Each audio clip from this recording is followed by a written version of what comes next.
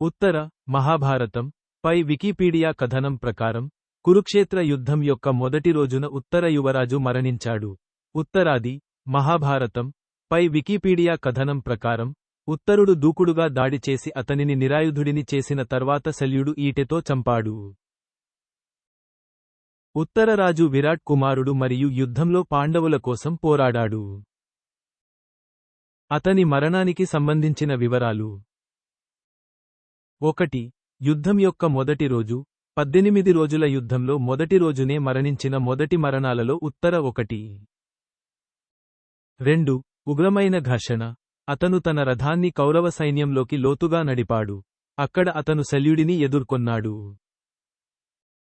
3. అహంకారం మరియు ప్రగల్భాలు. ఉత్తరుడు మొదట్లో గొప్పగా చెప్పుకునేవాడు మరియు శల్యుడిని అగౌరవపరిచాడు.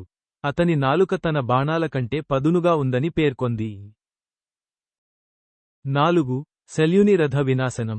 భీకర ఎదురుదాడిలో ఉత్తరుడు శల్యుని విల్లును విజయవంతంగా విరిచి, అతనిని గాయపరిచి, అతని గుర్రాలను చంపి, అతని రథాన్ని పగలగొట్టాడు.